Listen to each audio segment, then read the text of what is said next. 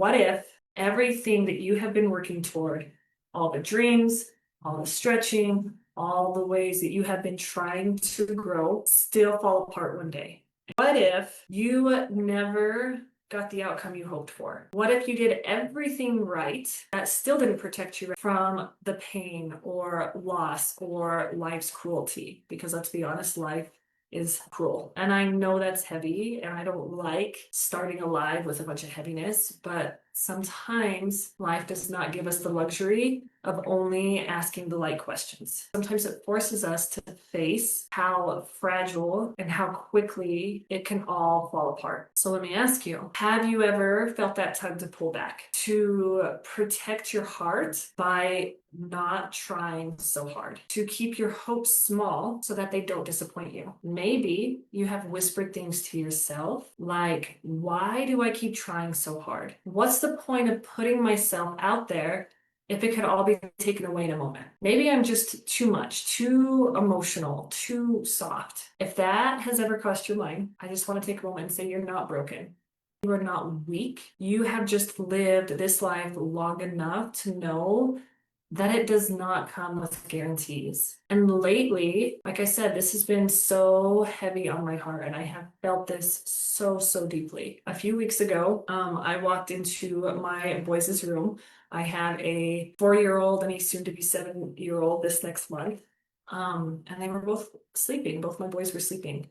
And I stood there and I watched them sleep, just this peace that was on their faces, their breathing.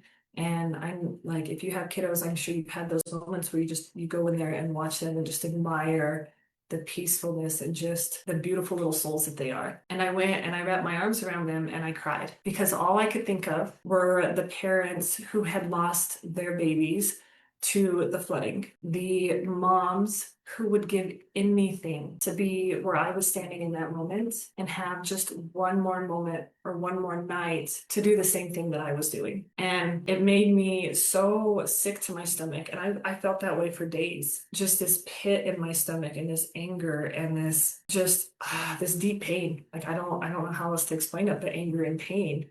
And it really made me cry out to God in frustration. It made me question why I still get to hold my babies, and not that I would want it any other way, but why I still get to hold my babies while so many others don't. And with that heartbreak also came this really deep guilt, this feeling of, I don't deserve this life that I have. How and why do I get to keep building my dreams when so many others are just watching theirs shattered before them and trying to pick up the pieces? The old me would have shoved those feelings down. I would have pushed them away. I would have powered through and told myself, like, get out of your own head, stop being so dramatic.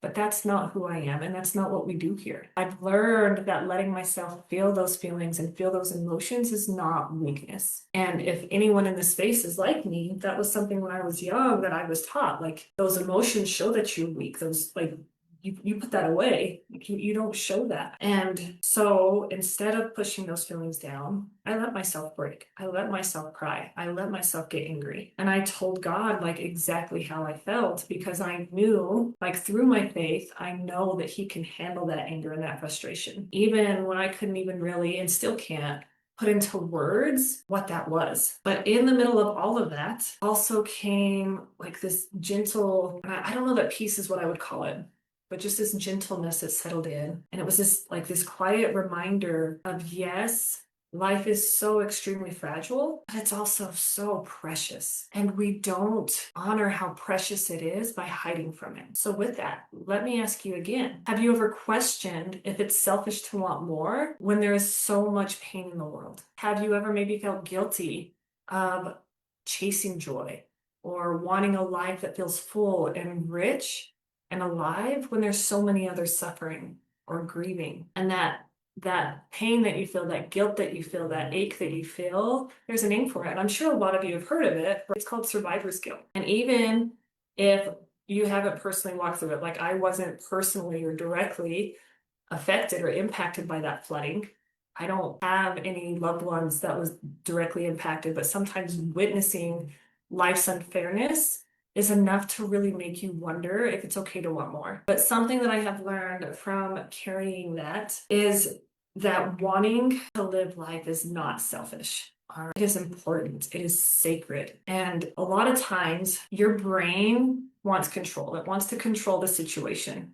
Like, how many of us want to be able to control everything and fear losing that control? And sometimes we don't even realize that's what it is that lack of control. So what happens is when it fears that you're going to lose that control, it tells you to shrink so you won't be disappointed, or it tells you to stay small so you won't get hurt. But all that's going to do is rob you of the life that you're meant to live. Because confidence, real, rooted, true, deep confidence, is not about controlling the outcomes. It's not about controlling every situation.